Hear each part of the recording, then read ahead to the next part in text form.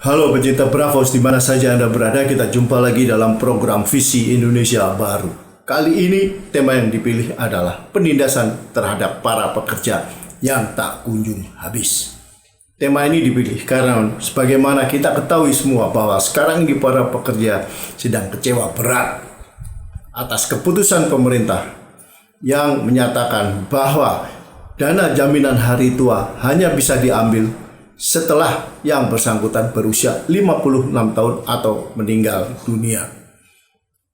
Keputusan pemerintah ini jelas sangat kejam, tidak manusiawi. Karena Anda bayangkan kalau seorang pekerja yang tiba-tiba kena PHK, sementara dia tidak mempunyai tabungan yang cukup, sehingga begitu kena PHK dia akan langsung miskin. Dan dia tidak bisa berbuat apa-apa atas tabungannya sendiri yang diambil paksa oleh pemerintah sebagai dana jaminan hari tua. Diambil paksa karena dana tersebut dipotong langsung dari gaji mereka. Dan Anda bayangkan kalau Anda yang bernasib seperti itu. Ketika Anda tidak punya pekerjaan dan tidak punya uang, Anda harus menunggu sampai puluhan tahun untuk mendapatkan dana jaminan hari tua yang sebenarnya milik Anda sendiri dan Anda berhak untuk mengambilnya setiap saat ketika Anda membutuhkan. Apalagi pemerintah sesungguhnya juga berkewajiban untuk menjelaskan bahwa dana yang telah mereka simpan di pemerintah tersebut dipakai untuk apa saja. Tidak bisa pemerintah mengambil keputusan secara sepihak. Nah, untuk memperoleh penjelasan lebih lengkap mengenai hal ini, saya akan berbincang dengan Antoni Budiawan. Bravos, your digital radio station. Pak Antoni, bagaimana ini soal jaminan hari tua yang baru bisa diambil setelah yang bersangkutan umur 56 tahun? Bayangkan kalau orang umur 27 tahun kena PHK dalam kondisi miskin sehingga dia butuh duit, tapi harus nunggu sampai sekian puluh tahun kemudian baru bisa mengambil duitnya. Padahal itu kan duit sendiri yang ditarik paksa oleh pemerintah sebagai jaminan hari tua. Dan sebagaimana kita ketahui kan itu semua dipotong sebelum mereka terima upah. Dan sebenarnya kan pemerintah juga berkewajiban untuk memberitahu kenapa kok sampai ambil keputusan seperti itu. Kalau enggak kan jadi kasihan buruhnya. Terombang ambing nasib mereka, harus nunggu sekian puluh tahun. Jangan-jangan mereka keburu meninggal kan? Bagaimana Pak Antoni? Apakah Anda melihat keputusan pemerintah ini sebagai sesuatu yang wajar atau yang ada sesuatu yang nggak beres dalam pengelolaan dana para pekerja ini? Iya, terima kasih Pak Gigin. Ini memang persoalan yang di mana bahwa di sini aturan hukum menjadi tidak pasti karena ini tidak diatur oleh undang-undang. Artinya tidak tegas diatur oleh undang-undang, tetapi oleh peraturan pemerintah dan peraturan menteri. Nah, sehingga bisa terjadi bahwa di sini aturannya menjadi pergeseran terus gitu, tergantung nanti selera dari penguasa. Nah, kalau kita lihat bahwa undang-undang ini kan mulainya pada tahun berapa? Kalau nggak salah 2011 ya, permisahan. Sebetulnya jam sosteknya sendiri sudah lama, gitu. Tapi pemisahan dari BPJS, kesehatan dan ketenaga kerjaan. Nah, di sini ada dua hal yang untuk hari tua, yaitu pertama adalah jaminan pensiun dan jaminan hari tua. Nah, ini kan semacam seperti overlapping. Nah, dua-duanya ditarik bahwa total yang disetorkan untuk si pekerja adalah sekitar 5,7% untuk jaminan hari tua dan 3% untuk pensiun. Kita tahu bahwa pensiun hanya bisa ditarik pada saat pensiun dan dibayarkannya adalah bulanan, ya tidak sekaligus. Nah, ini jelas bahwa ini pensiun, tetapi apa artinya sebenarnya jaminan hari tua? Di mana bahwa hari tua itu tidak jelas dijelaskan bahwa apakah itu harus umur 56 tahun, apa harus pensiun dan sebagainya. Jelas kalau pensiun adalah sekaligus jaminan hari tua itu langsung cair. Tetapi bagaimana yang namanya definisi daripada hari tua itu. Kalau dia diberhentikan dan dia tidak ada dana, ya, apakah itu termasuk jaminan untuk di hari mereka yang tidak ada kepastian untuk mendapatkan dana itu? Nah, di peraturan, ini saya lihat peraturan Menteri Tenaga Kerja, pertama adalah keluar PP nomor 46. Nah, di situ ditegaskan, peraturan pemerintahnya menegaskan, ini dibuat 30 Juni 2015, bahwa itu dibayar 56 tahun, pada saat umur 56 tahun. Nah, kemudian itu PP, di Permenaker, tanggal 19 Agustus, kemudian dibuat 3 bulan kemudian, itu dinyatakan bahwa yang namanya pensiun itu termasuk pengunduran diri dan PHK yang bisa dibayarkan sekaligus. Jadi di PP nomor 19,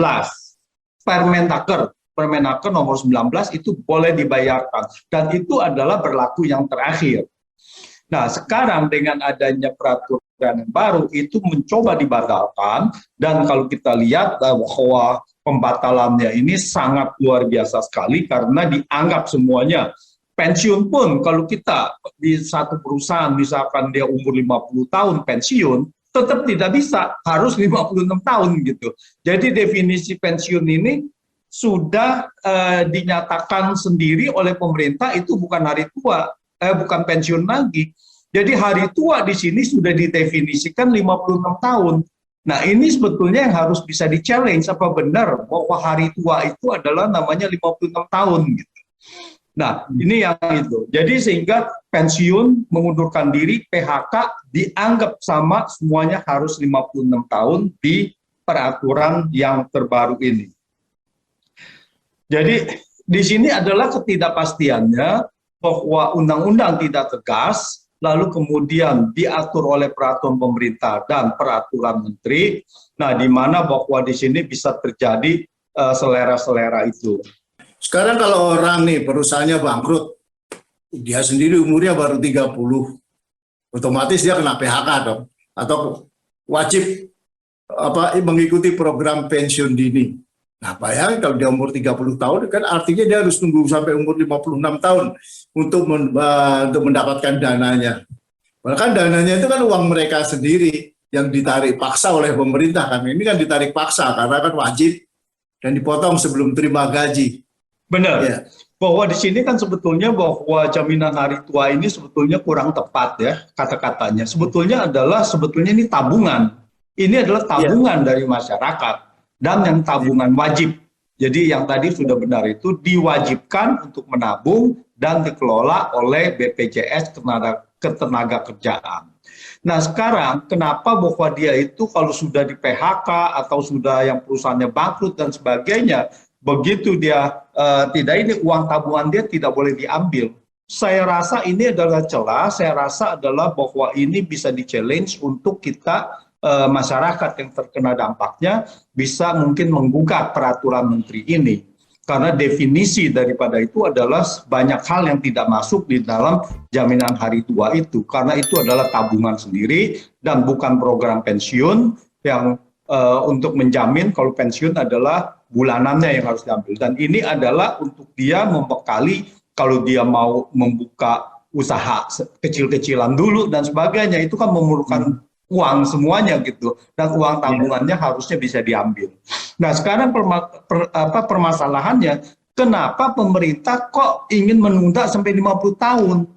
Ini di mana akal sehatnya? Karena tidak ada, karena ini bukan uang pemerintah, ini uang peserta gitu. Dana pensiun pun sebetulnya yang jaminan pensiun pun uang peserta gitu. Ini tidak ada sama sekali uang pemerintah di situ gitu. Kenapa pemerintah mengatur sedemikian rupa bahwa itu tidak boleh diambil kalau mereka memerlukan? Kenapa harus ditegaskan menjadi 56 tahun gitu? Jadi di sini yang tidak adilnya. Ini bukan uang pemerintah, dikelola oleh sekarang namanya BPJS Ketenagakerjaan.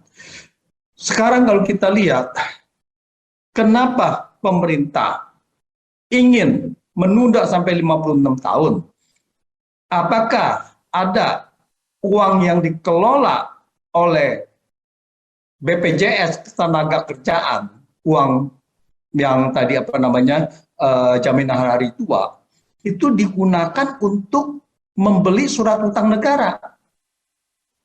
Nah, apakah di sini sudah masuk di situ untuk jangka panjang?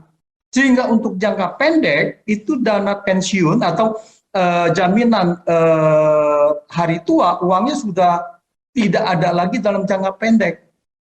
Jadi apakah artinya BPJS Ketenagakerjaan ini uangnya adalah jangka pendek itu sudah diinvestasikan di dalam surat berharga pemerintah. Jadi kalau kita lihat uang yang ada di kas itu sangat sedikit. Sedangkan pengelolaan uang di ketenagakerjaan ini itu 70% dari jaminan hari tua. Sampai berapa dia kalau nggak salah 350 triliun yang dikelola. Nah, ini adalah sangat besar sekali, sangat mengherankan, tidak bisa didistribusikan. Apakah ini maksudnya bahwa uangnya ingin dipakai untuk penggunaan defisit APBN untuk membeli surat berharga negara tadi? Atau mungkin dipakai hal-hal yang lain ya, untuk membangun infrastruktur yang kita ketahui biayanya serba membengkak, baik itu infrastruktur transportasi maupun yang lain.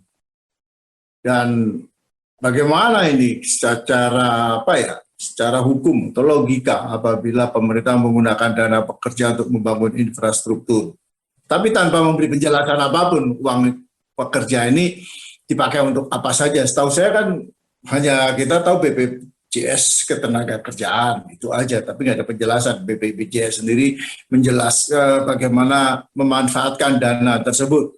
Yang kita tahu para buruh sekarang juga was-was karena ternyata terjadi kerugian yang sangat besar. Ini yang saya dengar yang dialami oleh BPJS Ketenagakerjaan. Bagaimana, Pak?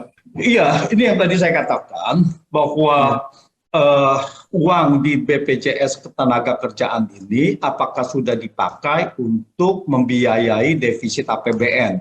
Tentu saja membiayai defisit APBN itu bisa dipakai untuk infrastruktur dan semacamnya dan lain-lainnya. Yang defisit itu kita tahu bahwa tahun ini mencapai sekitar tahun lalu ya, tahun 2020 itu mencapai 1.000 triliun, tahun ini mencapai 600 triliun lebih dan sebagainya gitu.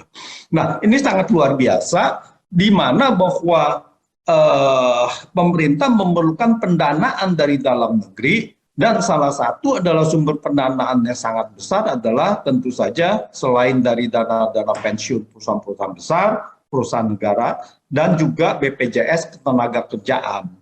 Nah, sehingga bahwa kalau ini dia tidak menginvestasikan, maka di surat utang negara itu, maka defisit APBN akan bisa menjadi bermasalah.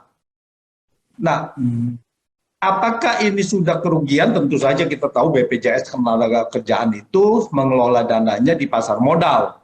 Ya, kita tidak tahu apakah dia juga investasi di beberapa jiwasraya dan sebagainya begitu ya, saham-saham yang dimainkan gitu. Nah, itu juga perlu dilihat. Kalau memang dia bermain di situ, tentu saja bahwa potensi kerugian itu sangat besar, seperti Asabri rugi besar. Nah, tapi sayangnya bahwa di sini tidak ada transparansinya, bahwa di mana publik bisa mengetahui itu gitu. Nah, dari laporan keuangan BPJS Ketenagakerjaan, di situ adalah sangat sulit kita pelajari dana itu mengalir investasi kemana saja. Nah, ini juga publik memerlukan transparansi dari dana itu. Jadi laporan keuangan dari BPJS Ketenagakerjaan dan audit dari BPK seharusnya bisa lebih baik mencerminkan transparansi dan akuntabel untuk kepada publik. kalau Anda melihat sekarang ini kan para buruh ini juga semuanya sekarang ini serba gelisah-gelisah karena takut kena PHK, gelisah karena uangnya nyangkut di pemerintah dan lain sebagainya. Apakah Anda punya ide bagaimana cara menyelesaikan ini supaya para buruh ini gak gelisah dan pemerintah ini bisa lebih fair dalam bersikap kepada para pekerja? Yang belakangan ini kita ketahui seringkali bergerak ya terkait karena masalah upah yang tidak memuaskan mereka, dan kita ketahui kemarin juga ada lagi demo-demo buruh yang baru, dan pada akhirnya semuanya itu bersumber pada pengelolaan dana buruh yang dikelola oleh pemerintah. Saya rasa pekerja ya dan tentu saja buruh termasuk di dalamnya, saya rasa ini harus men-challenge bagaimana peraturan ini apakah melanggar bukan hanya peraturan, apakah melanggar ketidakadilan bagi masyarakat, terutama adalah kalau kita lihat kesejahteraan bagi masyarakat, yaitu pasal 34 yang dijaminkan dengan jaminan sosial. Nah, kalau di sini uang kita sendiri sudah tidak bisa diambil lagi dan pada saat kita butuh, saya rasa itu melanggar daripada prinsip keadilan dan jaminan sosial itu sendiri. Jadi saya rasa ini harus beralih, kita ada pihak yang menggugat peraturan ini, dan apakah ini 56 tahun bisa dibenarkan atau tidak. Saya rasa adalah sangat kuat bagi pekerja dan buruh untuk menuntut haknya, karena ini adalah murni uangnya dan bukan uang pemerintah. Dan uang itu adalah seharusnya bisa direstrukturisasi peraturan ini sedemikian rupa untuk demi keadilan pemilik dana itu sendiri. Ya, ini kebetulan saya dapat data ini bahwa sekarang ini petisi online untuk menolak jaminan hari tua cair di usia 56 tahun sudah mencapai lebih dari 140.000 atau 12.000 dukungan per jam. Ini luar biasa saya kira. Dan menurut Anda apakah petisi-petisi seperti ini ada manfaatnya?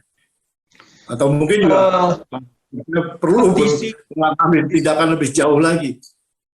Iya, saya rasa petisi ini adalah hanya sebagai ungkapan opini publik bahwa yang mendukung atau yang tidak setuju terhadap peraturan itu, dan itu sangat luar biasa tentu saja, dan itu menunjukkan mayoritas dalam arti kalau kita lihat dari itu ya cukup banyak orang yang tidak setuju dan mendukung petisi itu. Nah, tapi petisi ini akan percuma kalau tidak dilanjuti. Petisi itu hanya sebagai ungkapan saja bahwa setuju dan tidak setuju gitu. Tetapi tidak ada hukumnya, dan saya rasa itu harus ditindaklanjuti untuk menggugat bahwa dia bisa memperkuat argumentasi bahwa pendukung untuk menggugat itu supaya legal standingnya jauh lebih banyak. Saya rasa itu sangat relevan, tapi harus ditindaklanjuti menjadi upaya hukum. Saya rasa bahwa banyak sekali beberapa upaya hukum, beberapa peraturan yang kalau kita lihat adalah banyak yang tidak adil bagi masyarakat, tetapi ya tidak ada upaya-upaya hukum ke sana ya. Supaya ini saya rasa ya kita harus membiasakan diri terus bahwa sesuatu yang tidak adil kita harus upayakan upaya-upaya hukum, meskipun kita tahu bahwa hukum ini adalah banyak sekali yang juga tidak berpihak kepada rakyat dan berpihak kepada penguasa. Tetapi itulah jalan satu-satunya. Jadi kalau kita lihat adalah bahwa undang-undang yang baru ini, bahwa ini harus 56 tahun boleh cair, itu adalah berlaku 3 bulan setelah diundangkan. Artinya kalau kita bilang ini 2 Februari, dan lembaran negaranya kapan itu, at least adalah bahwa dia berlaku sekitar bulan Mei. Jadi bagi yang PHK sekarang, ini masih bisa ambil 100%. Bagi yang mengundurkan diri, bagi yang PHK, ini boleh diambil 100% menurut peraturan pemerintah yang Permenaker yang nomor 19 2015. Itu pertama. Dan yang kedua adalah kita tahu bahwa dengan peraturan yang baru ini itu ada juga yang namanya jaminan kehilangan pekerjaan. Nah, jaminan kehilangan pekerjaan, makanya bahwa kehilangan pekerjaan seolah-olah tidak perlu mencairkan jaminan hari tua karena dianggap sudah dapat uang, bisa dapat uang dari jaminan kehilangan pekerjaan. Dan itu dibayarkan maksimal hanya 6 bulan, di mana 3 bulan pertama hanya 45% dari gaji terakhir, dan 3 bulan kedua, jadi bulan 4, bulan 5 ke bulan 6, itu kalau kita masih belum dapat pekerjaan, itu hanya dibayarkan 25% dari upah atau gaji terakhir. Dan jaminan kehilangan pekerjaan ini juga merupakan kontribusi, tidak gratis juga, kontribusi dari si pekerja, dengan sebagian itu dibayarkan oleh pemerintah. Jadi ini pun sebetulnya sudah tidak dibayar lagi oleh pengusaha. Jadi kontribusi pengusaha diberikan diganti oleh pemerintah. Jadi pengusaha yang dulu kalau PHK harus membayar pesangon, itu tidak ada lagi seolah-olah pesangonnya ini gitu. Padahal pesangonnya itu tadi yang 6 bulan tadi itu adalah dibiayai oleh si peserta sendiri gitu, si pekerja sendiri dengan tambahan premi 0,22% dari pemerintah. Wah, ini luar biasa gitu.